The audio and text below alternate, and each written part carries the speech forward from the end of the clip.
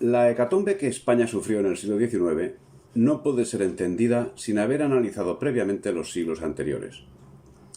Pero tampoco puede entenderse sin analizar la casuística de las personas que llevaron a término la destrucción del imperio humanista hispánico. ¿Qué eran y a qué servían aquellos a quienes algunos llaman los libertadores? Desde la distancia de 2 siglos, desde un mundo que en poco se parece a aquel, desde la estricta individualidad del interesado por conocer, con el dolor, eso sí, de no hacerlo desde una patria unida y universal, vamos a intentar desentrañar qué motivaciones y ayudas tuvieron para conseguir la atomización de la patria común. En capítulos anteriores se ha procurado introducirnos en la situación política de España en los albores del siglo XIX. Hemos tratado también la cuestión económica, la influencia de la invasión francesa de la península, los conflictos sociales indigenistas y de los comuneros, y la influencia de la masonería. Todo ello, sin duda, influyó en el rompimiento de la patria. Pero hubo otros condicionantes, si cabe más importantes, a cuyo servicio laboraron algunos de los aspectos señalados. No vamos a adelantar cuáles fueron, irán surgiendo a lo largo de la exposición. En esos momentos, la Revolución Francesa y la Ilustración ocupaban lugar preeminente en cualquier charla, conversación o discusión. Y los llamados próceres eran, sin lugar a dudas, gentes con ideas revolucionarias emanadas de aquellas, y gentes que se estaban organizando al amparo de la Revolución Francesa y de Inglaterra. Así, en esos momentos ya se estaban gestando las acciones que se pondrían en marcha a comienzos del nuevo siglo. A finales del siglo XVIII, el venezolano Francisco de Miranda había fundado en Londres una logia masónica llamada la Gran Reunión Americana, cuyo objetivo era conspirar contra España bajo los auspicios de la corona británica, al objeto de crear el caldo de cultivo necesario que facilitase el rompimiento de España. Esta logia, que, dada la estructura de la organización, obedecía a la Gran Logia de Londres, se expandió en España con el nombre de Sociedad de los Caballeros Racionales. Todos los próceres separatistas acabarían perteneciendo a esta o a otras logias masónicas. Según señala Antonio Moreno, Francisco de Miranda, que había servido en el ejército español, en concreto en Melilla, combatió en Valmy como mariscal de campo al servicio de la Revolución Francesa bajo las órdenes de Dumouriez y permaneció años en Inglaterra prestando sus servicios como peón de la política británica en América, a la que exportaría el concepto de parlamentarismo, amén de conceder a Inglaterra el estatus de nación favorecida en cuanto a lo comercial una vez que se lograra la separación de España. El 22 de diciembre de 1797 se reunieron en París José del Pozo y Sucre, Francisco Miranda y Pablo de Olavide, no sólo para deliberar conjuntamente sobre el estado de las negociaciones seguidas con Inglaterra en diferentes épocas, para nuestra independencia absoluta, esto se relata en las actas de París, sino para llegar a una serie de acuerdos que quedarían plasmados en un acta que resulta esclarecedora para entender lo que sucedería después. Se detecta en el acta la existencia de acuerdos previos con el Reino de la Gran Bretaña, a la que se le abren las puertas sin cortapisas de ningún tipo en lo que se puede entender como pacto para la dominación colonial británica.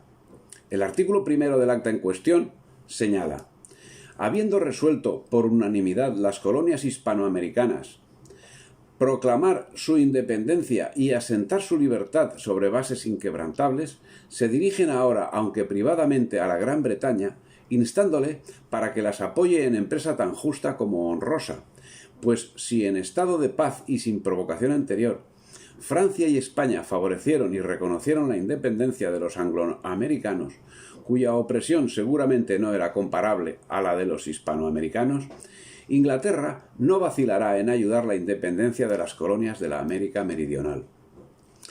En su artículo segundo es de destacar que reclaman a favor de Inglaterra condiciones de dominio en los territorios liberados, algo que jamás ofrecieron los independentistas norteamericanos como contrapartida hacia España por su apoyo a la independencia de las 13 colonias. El texto dice así: se estipularán en favor de Inglaterra condiciones más ventajosas, más justas y más honrosas. Por una parte, la Gran Bretaña debe comprometerse a suministrar a la América Meridional fuerzas marítimas y terrestres con el objeto de establecer la independencia de ella y ponerla al abrigo de fuertes convulsiones políticas. Por la otra parte, la América se compromete a pagar a su aliada una suma de consideración en metálico, no solo para indemnizarla de los gastos que haga por los auxilios prestados hasta la terminación de la guerra, sino para que liquide también una buena parte de su deuda nacional. Y para recompensar hasta cierto punto el beneficio recibido, la América Meridional pagará a Inglaterra inmediatamente después de establecida la independencia la suma de X millones de libras. Se comprometían así a una hipoteca que sigue vigente 200 años después de haber sido rota la unidad nacional española. Y los términos de la mentada hipoteca comienzan a señalarse en su artículo 5, donde se indica: se hará con Inglaterra un tratado de comercio concebido en los términos más ventajosos a la nación británica. Y aun cuando debe descartarse toda idea de monopolio, el tratado le asegurará naturalmente y en términos ciertos el consumo de la mayor parte de sus manufacturas. Y en su artículo 6 se les regala Panamá. El paso o navegación por el istmo de Panamá, que de un momento a otro debe ser abierto, lo mismo que la navegación del lago de Nicaragua, que será igualmente abierto para facilitar la comunicación del Mar del Sur con el Océano Atlántico, todo lo cual interesa altamente a Inglaterra, le será garantizado por la América Meridional durante cierto número de años en condiciones que no por ser favorables lleguen a ser exclusivas. De todos es conocido que finalmente el canal sería abierto por Estados Unidos, pero eso no dependió de la inexistente independencia hispanoamericana, sino de un pacto entre iguales, el Tratado Clayton-Bowler entre Estados Unidos de América e Inglaterra, firmado en 1850, en donde se le concede a la primera el derecho de hacer un canal. Volviendo al Acta de París, en el capítulo 8 se abren las puertas al Banco de Inglaterra. Las relaciones íntimas de asociación que el Banco de Londres pueda trabar enseguida con los de Lima y de México para sostenerse mutuamente no será una de las menores ventajas que procure a Inglaterra la independencia de la América Meridional y su alianza con ella. Por este medio, el crédito monetario de Inglaterra quedará sentado sobre sólidas bases. Y el 9 apunta a una nueva hipoteca con los Estados Unidos. Puede invitarse a los Estados Unidos de América a formar un tratado de amistad y alianza. Se le garantizará en este caso la posesión de las dos Floridas y aún la de la Luisiana para que el Mississippi sea la mejor frontera que pueda establecerse entre las dos grandes naciones que ocupan el continente americano. En cambio, los Estados Unidos suministrarán a su costa a la América Meridional un cuerpo auxiliar de 5.000 hombres de infantería y 2.000 de caballería mientras dure la guerra que es necesaria para obtener su independencia. Y en el artículo 11 hay otra cesión territorial directa. Respecto de las islas que poseen los hispanoamericanos en el archipiélago americano, la América Meridional solo conservará la de Cuba, por el puerto de La Habana, cuya posesión, como la llave del Golfo de México, le es indispensable para su seguridad. Las otras islas de Puerto Rico, Trinidad y Margarita, por las cuales la América Meridional no tiene interés directo, podrán ser ocupadas por sus aliados, la Inglaterra y los Estados Unidos, que sacarán de ellas provechos considerables. Destaquemos principalmente estos aspectos. Los hechos posteriores, los tratados comerciales, el expolio, no han sido excesos de británicos y norteamericanos. Todo estaba pactado por los libertadores, sus agentes. Pero este expolio no puede achacarse solo a los firmantes del Acta de París de 1797, puesto que la misma se llevó a efecto con la anuencia de las logias que laboraban por el rompimiento de España y que en esos momentos se encontraban diseminados por toda Europa. Entre ellos, no hay que olvidar a Juan Pablo Vizcardo y Guzmán, a Manuel de Solar, a Antonio José Francisco de Sucre y Alcalá, a Pedro José Caro, a Pablo de Olavide, a Antonio Nariño. Pero, ¿quién era Francisco de Miranda? Francisco de Miranda luchó en el norte de África a la orden del ejército español, hasta obtener el grado de capitán, siendo ascendido a teniente coronel en la batalla de Pensacola. Combatió en Pensacola en apoyo de la causa norteamericana. Tras abandonar el ejército español, permaneció en los Estados Unidos, concretamente en Filadelfia, entre 1783 y 1784, donde trabó relaciones con la masonería local, y que se vería forzado a abandonar tras haber sido condenado por delito de comercio ilegal y por haber desertado. Curiosamente, esta amistad por lo ajeno es común a varios próceres. José Stevenson Collante, grado 33 de la masonería, dice sobre Miranda, insinuando que la traición era una invención de sus acusadores. Por razones religiosas como anticristiano y por la manifiesta antipatía de los militares españoles, el general de Miranda es acusado de simpatizar en 1782 con los ingleses, lo que le ocasiona ser tomado prisionero y encarcelado en el castillo del Príncipe de La Habana, de donde logró huir a Carolina del Sur en 1783 y conoce a George Washington, victorioso de la Revolución Norteamericana. Lograda su independencia, con deseo de libertad, realiza un viaje de observación por varios países de Europa, donde tuvo la oportunidad de conocer y tratar con varios personajes importantes del mundo europeo, como Catalina II, zarina de Rusia, y Federico II de Prusia, quienes le prometieron ayuda para la puesta en marcha de sus aspiraciones libertarias de América Meridional. En relación a esta promesa, haremos caso a lo que nos indica el señor masón del grado 33, pero a lo que parece no fue más allá de la carta de crédito que le dio, a la que el mismo Miranda hace referencia en su carta de agradecimiento el 15 de agosto de 1787, que termina diciendo: «La letra de crédito que vuestra majestad ha tenido a bien agregar será utilizada juiciosamente en caso de necesidad y satisfecha por mi parte, teniendo el honor de considerarme con sincero agradecimiento y profundo respeto de vuestra majestad imperial el más humilde y muy obediente servidor». Residiría 3 años en Londres, de 1802 a 1805, donde regresaría en 1807 para marchar nuevamente en 1812. En Londres, conforme relata el mismo José Stevenson Collante, entraría en la órbita de la masonería, bajo cuyo auspicio fundaría la logia La Gran Reunión Americana. Allí adoctrinaba como gran maestro a los patriotas americanos y revolucionarios que venían de sus países de origen, destacándose entre ellos los chilenos Bernardo O'Higgins, José María Carrera, Juan Martínez de Gregorio, Argomendo, Juan Antonio Rojas, los argentinos José de San Martín, José María Zapiola, Carlos María de Alvear, Bernardo Monteagudo y Mariano Moreno, quienes en 1811 organizaron en Buenos Aires la logia Lautaro, que luego fue extendida a Mendoza y a la ciudad de Santiago de Chile. De México, el fraile Bernardo Teresa de Mier, Vicente Rocafuerte, Carlos Montúfar; de Cuba, Pedro Caro; de Venezuela, don Andrés Bello, Luis López Méndez y el libertador Simón Bolívar; de Santa Fe, José María Vergara Lozano, eran los más asiduos contertulios a las famosas tenidas.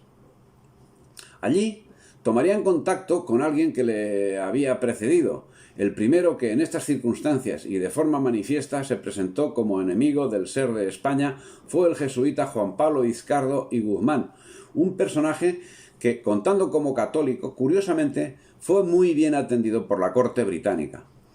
Llegó a Londres a requerimiento del gobierno británico y bajo su auspicio, en 1799, publicaba el manifiesto titulado Carta dirigida a los españoles americanos, donde, según señala Secundino José Gutiérrez Álvarez, además de atacar a José Gálvez, ministro de Indias, por su manifiesto y generar odio a todos los criollos, es también un duro alegato reclamando el derecho de los criollos al gobierno americano. Por primera vez, un criollo llama a sus compatriotas a rebelarse contra la corona española y alcanzar su libertad, porque se la niega el gobierno de su propia patria. La carta de Vizcardo, distribuida por Miranda, adquirió una amplia difusión en Venezuela, Colombia y Perú. Sucedió igualmente con los escritos de Juan de Velasco y Clavijero, dos jesuitas exiliados en Italia. La carta no era sino la expresión de la oligarquía criolla, que llevaba tiempo pretendiendo imponerse a las leyes, por lo general en detrimento de los otros sectores de la sociedad más deprimidos y que contaban con el apoyo de la corona. Para Edgar Montiel, La estrategia discursiva de los independentistas americanos incluía promesas de una liberación de la fuerza de trabajo servil en aras de un estatuto ciudadano que diera la igualdad a blancos, ricos y pobres, indígenas y negros. Estas ideas tuvieron una gran resonancia en Europa, donde la lucha se planteaba en términos de un cambio de régimen. La caída de la monarquía liberaba al hombre de su condición de súbdito y le permitía acceder, gracias a su trabajo y sus méritos, a la igualdad de oportunidades. La ecuación buscada era libertad con igualdad. Era la agenda de la revolución que se gestaba en Francia. Los principios señalados no tienen discusión. ¿Quién no quiere la igualdad? ¿Quién no desea la eliminación del trabajo servil? Pero esas eran cuestiones, la primera de difícil solución, a la que no se puede acceder sino mediante un trabajo continuado, y no ya durante años.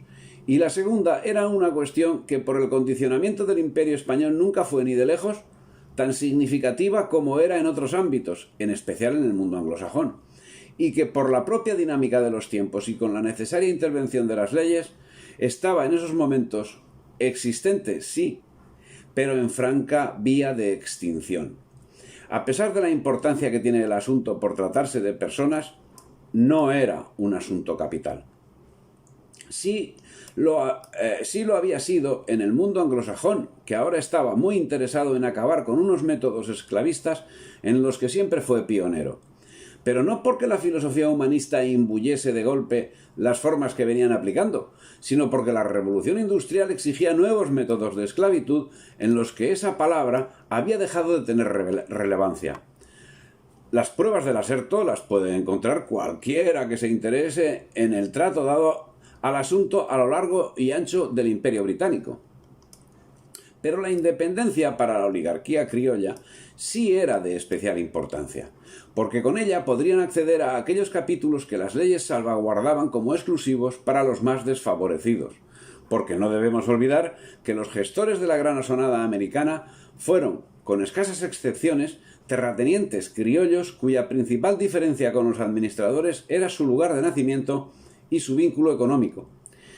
Al ver que el poder de España era cada vez más frágil y decadente, y que sus enemigos tradicionales, Francia e Inglaterra, así como la desagradecida Estados Unidos, tenían un empuje que ahora era inexistente en España, comenzaron a rebelarse, animados con su apoyo económico y doctrinal que aspiraban se convirtiese también en apoyo militar. Y justamente esos precursores eran quienes menos respetaban la libertad humana de los desfavorecidos. ¿Dónde están los indígenas en Norteamérica o en Australia? En el mismo lugar que andando los años, bajo los dominios británico y norteamericano acabarían, por ejemplo, los Selkman. Pero la estrategia de la oligarquía obviaba las realidades. Lo que el jacobinismo les hacía defender era exclusivamente sus prerrogativas, sus ansias de ser cabeza de ratón. Así, obviando que algo de lo que decían era cierto y que no hay mayor mentira que una verdad a medias, años más tarde, el 6 de septiembre de 1815, y fiel a su dependencia, Bolívar, en su contestación de un americano meridional a un caballero de esta isla, que es como Bolívar tituló a la comentada Carta de Jamaica, repite las vaciedades que sobre la actuación de España en América propalaron los eternos enemigos de España cuando contra ésta no tenían más argumento que la imprenta. En ella se refiere a la brevísima de Fray Bartolomé de las Casas, la cual, curiosamente, le reportó ser declarado defensor universal del indio por Carlos I, y que dio lugar a un hecho de importancia jurídica internacional como es la controversia de Valladolid y la subsiguiente redacción del derecho internacional, mientras en Europa seguían con el derecho feudal. En cumplimiento de su labor, Miranda presentó en 1800 un memorando al gobierno británico que tenía en cuenta informaciones muy precisas sobre la geografía, clima, pasos estratégicos, idiosincrasia de los hispanoamericanos, etc. Datos que llegaron a su autor a través de los jesuitas expulsados del Imperio Español en 1767 por Carlos III. Consideraba asimismo la baja condición de la capacidad militar española y se planteaba un asalto en el Río de la Plata. Mainland señalaba en el proyecto subsiguiente: yo imaginaría que cualquier intento hecho con una fuerza racional habría de ser casi con certeza exitoso, y baso mi opinión en esta parte sobre la evidente certidumbre de que, malas como son las tropas españolas en Europa, tienen que ser aún de inferior calidad en el Nuevo Mundo. Curiosamente, tras estos servicios prestados a la Gran Bretaña, es el arco del triunfo de los Campos Elíseos parisinos el que presenta su nombre inscrito en piedra como recuerdo perdurable de su traición. Aseveraría Bolívar en su Carta de Jamaica: estábamos, como acabo de exponer, abstraídos y, digámoslo así, ausentes del universo en cuanto es relativo a la ciencia del gobierno y administración del Estado. Jamás éramos virreyes ni gobernadores, sino por causas muy extraordinarias, arzobispos y obispos pocas veces, diplomáticos nunca, militares solo en calidad de subalternos, nobles sin privilegios reales. No éramos, en fin, ni magistrados ni financistas, y casi ni aun comerciantes, todo en contravención directa de nuestras instituciones. Aseveraciones literalmente contrarias a la verdad, pues los miembros de las familias criollas tan solo estuvieron excluidos de los más altos puestos de la administración y del gobierno virreinal por política real llevada a cabo desde el último cuarto del siglo XV. Además, Lima fue uno de los centros políticos más importantes de la corona donde los criollos tenían acceso a los puestos burocráticos. Pero para el caso todo daba lo mismo, porque lo que se buscaba era la imposición de una clase económicamente poderosa que desde siempre había lidiado con las leyes.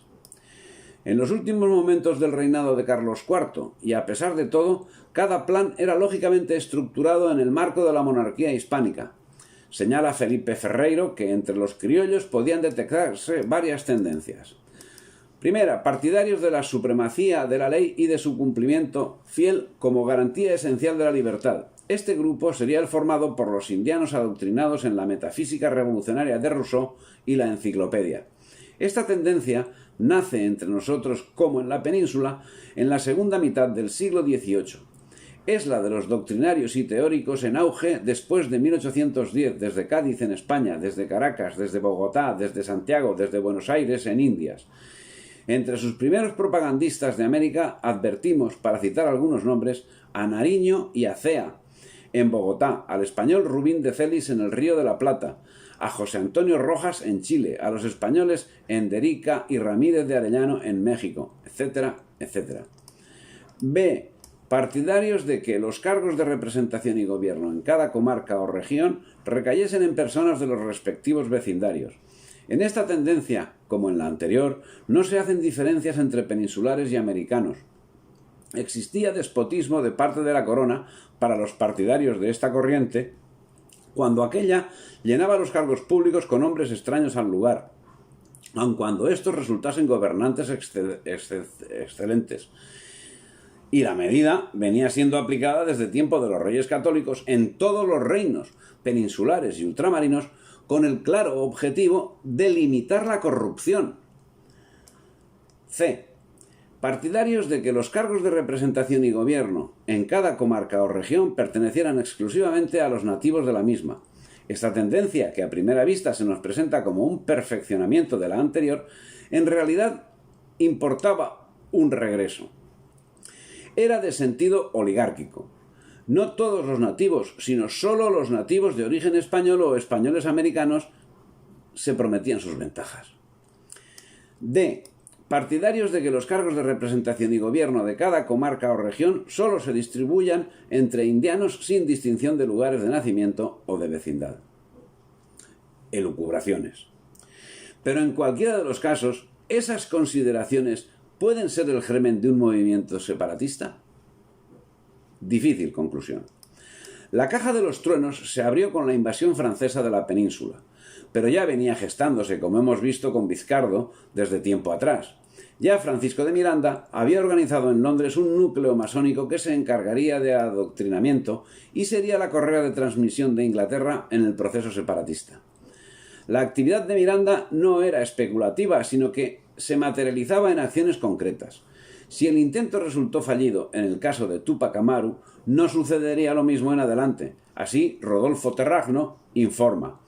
Después de una reunión con Pitt, Dundas y Popham, el 12 de octubre de 1804, Popham quedó encargado de preparar un plan de ataque sobre Hispanoamérica. una tarea para la cual contó con la ayuda de Miranda.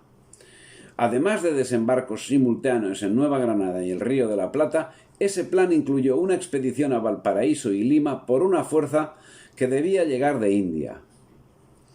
Algo que venía a perfeccionar el proyecto nacido en 1711 por parte del Foreign Office británico, si bien realizado de forma anónima, titulado Una propuesta para humillar a España, en la que se relataba: dada la considerable falta que tienen de estas mercaderías, los textiles ingleses, que tanto necesitan el consumo de ellas, aumentaría porque nuestros productos y tales son irrazonablemente caros, debido a la restricción del libre comercio en ese entonces.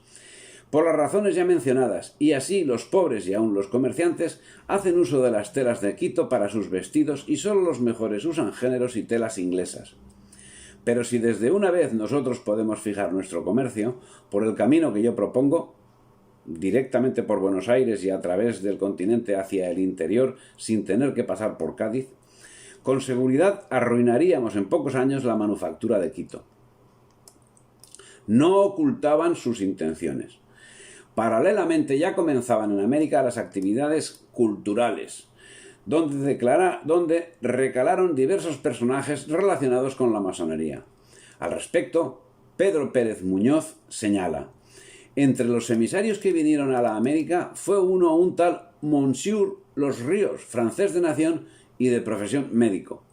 Llegó a Cartagena de Indias el año 91 y desde luego fue preso por el Tribunal de la Inquisición por las opiniones erróneas y seductoras que vino sembrando.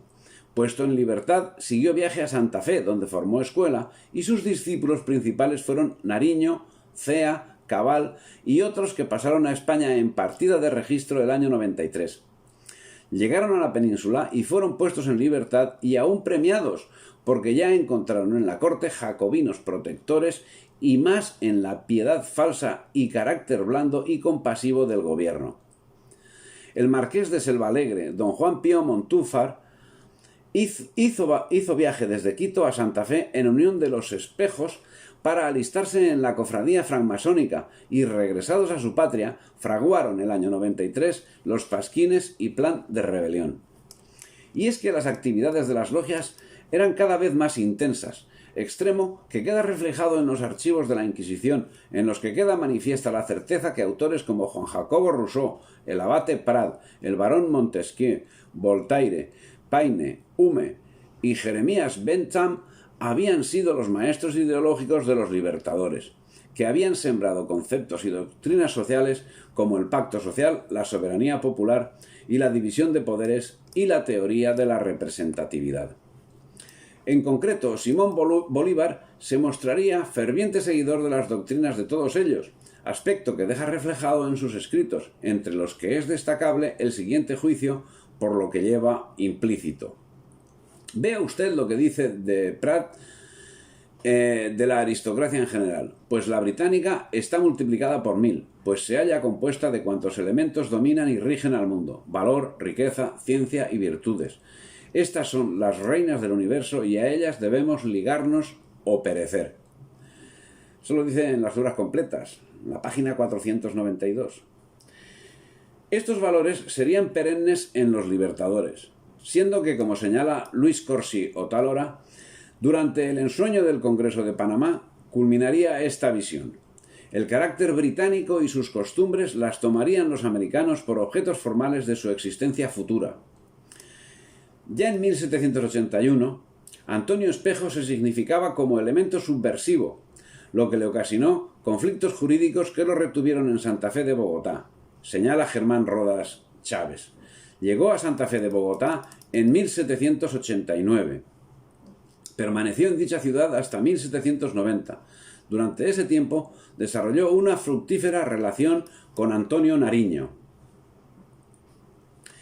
quien le invitó a participar en las tertulias del núcleo denominado el Arcano Sublime de la Filantropía, a cuyo interior la aprehensión de las ideas de la Ilustración y la reflexión colectiva sobre tal marco ideológico favorecieron el compromiso de los dos patriotas con las causas de la independencia en sus países.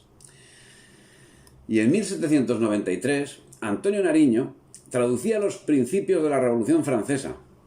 Acusado de desfalco, realizado desde el puesto que ocupaba en la administración como tesorero de los diezmos, fue juzgado y Camilo Torres se negó a ser su defensor.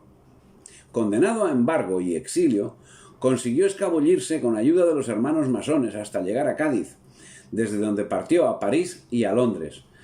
En proceso paralelo fue también condenado Francisco Antonio Cea. Pero su ostracismo, el de Cea y el de Nariño, duraría poco gracias a la acción benéfica de los jacobinos, ya que fue liberado en 1798, permaneciendo en Francia hasta que en 1803 se estableció en Madrid sin muchas alaracas.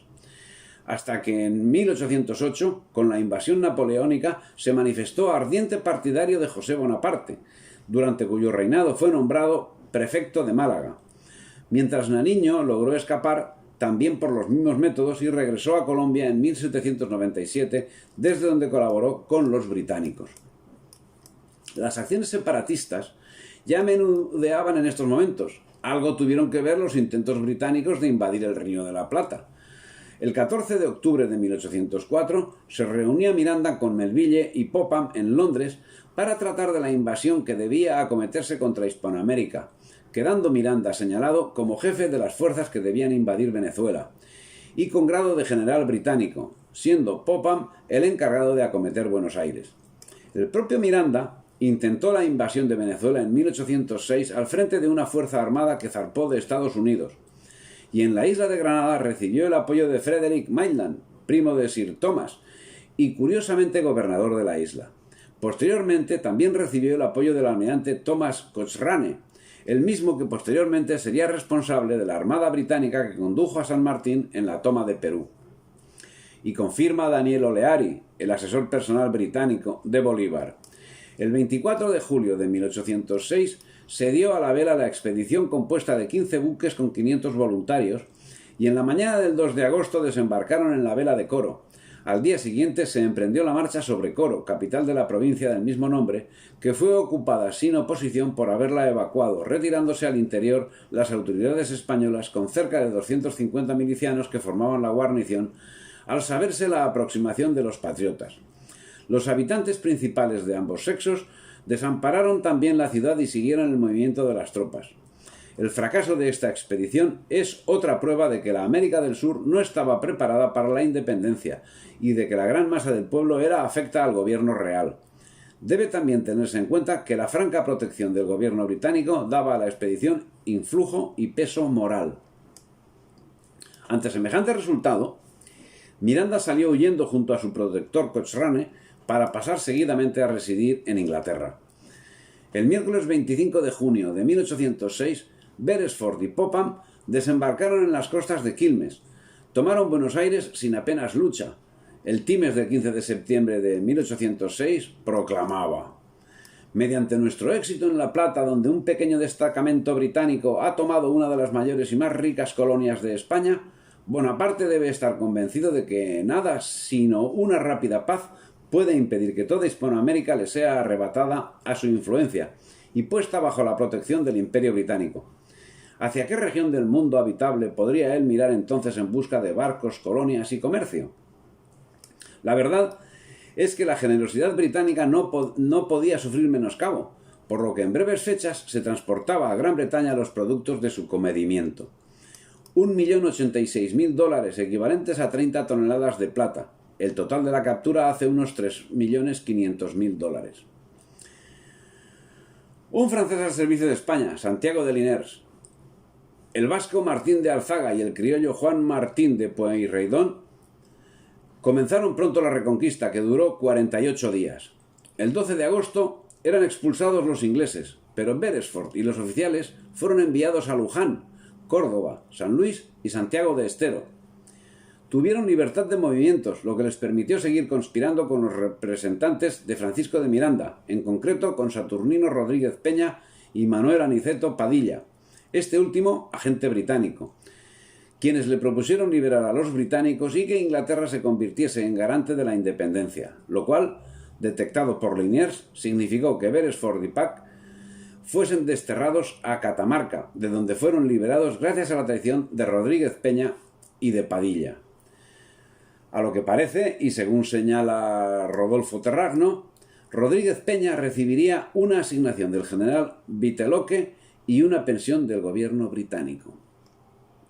Tras la abdicación de los Borbones en Napoleón y de este en su hermano José, el día 8 de julio de 1808, representantes de los reinos americanos se sometieron a los invasores firmando en Madrid el acta de adhesión y acatamiento al rey José.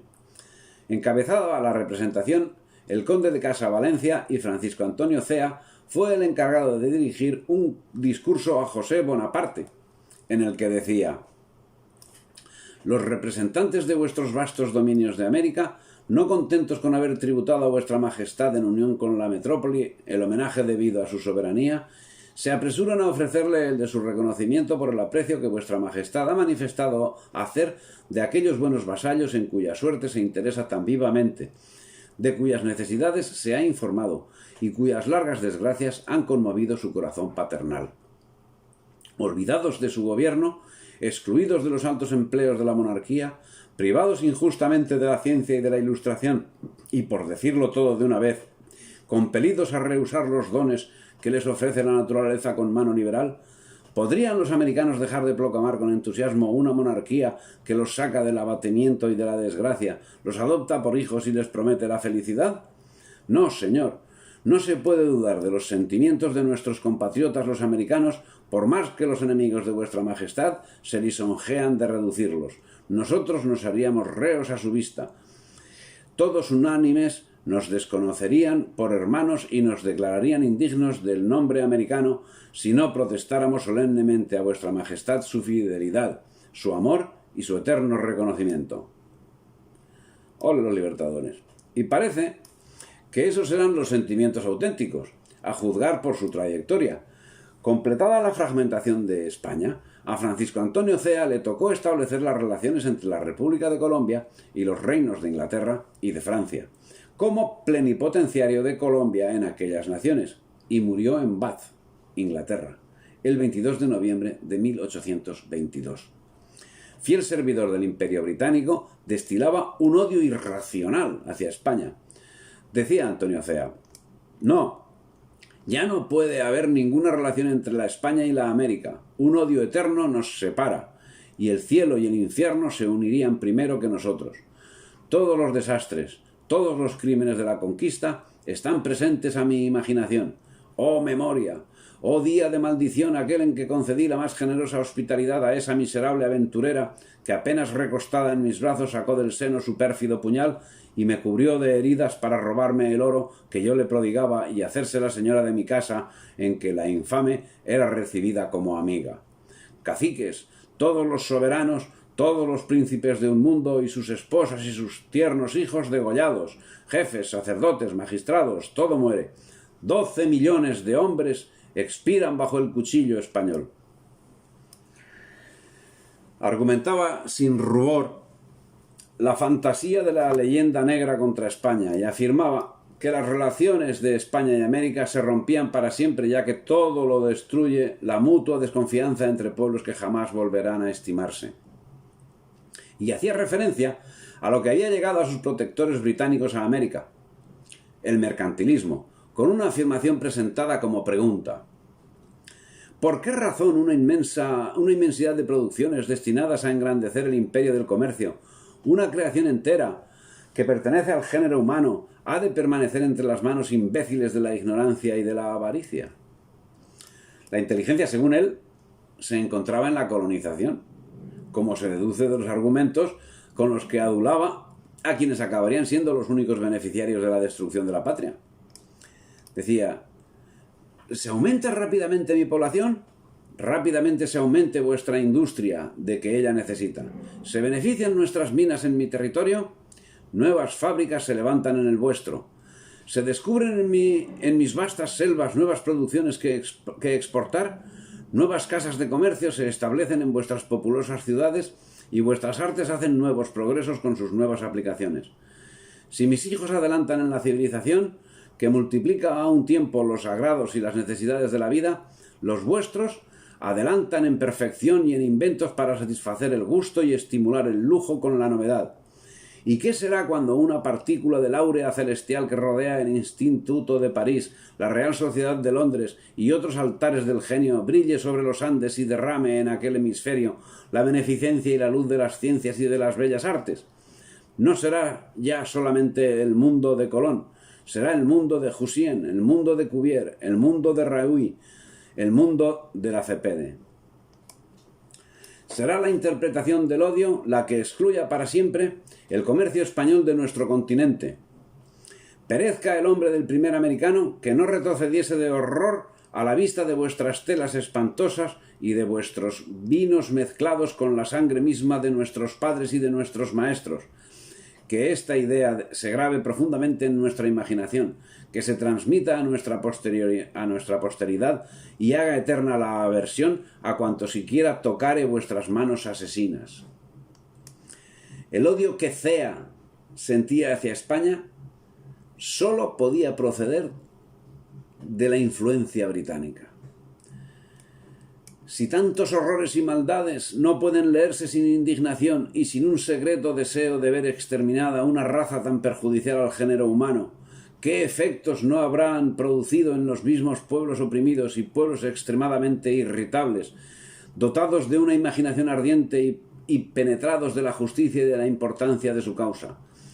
Es imposible formarse fuera de nuestro territorio una idea, no digo ya del odio, sino del furor y de la rabia que anima a los americanos contra los españoles. Esta animosidad domina todas las pasiones, subyuga todos los intereses, prevalece sobre el sentimiento mismo de la libertad y de la independencia. El Atlántico, que separa los dos mundos, no es tan extenso como el odio que separa a los dos pueblos. Si alguna duda cabe sobre la dependencia que Cea tenía de Inglaterra, esta sentencia que viene a continuación la borra. Decía Cea: que la España se persuada bien de esta verdad y pese las consecuencias de una aversión inmensa que se difunde a todo lo que lleva su nombre, a las producciones mismas de su industria y de su territorio. La opinión ha marcado entre nosotros con el sello de la infamia a todo lo que es español, como entre los mismos españoles a todo lo que es judío. Un botón, una cinta de sus fábricas, sería aquí lo mismo que en la salvaje Castilla un San Benito. El mercado. Ese era el interés de la Gran Bretaña. Curiosa coincidencia con Cea, que no oculta el hecho cuando afirma: todo es ya inglés entre nosotros, y aun las producciones y mercancías de otros países nos vienen por sus manos. La gratitud fortifica más cada día este gusto y estas inclinaciones. El comercio inglés nos suministra con mano liberal todos los medios de conquistar nuestra independencia y el comercio inglés obtendrá, sin necesidad de algún tratado, una preponderancia eterna en este continente. Es de toda justicia lleve el premio de los riesgos que ha corrido y de las dificultades que ha tenido que vencer en su propio país, cuyos grandes y permanentes intereses no han sido bastante conocidos de los que mejor debieran calcularlos. Y esa es la totalidad del capítulo de hoy.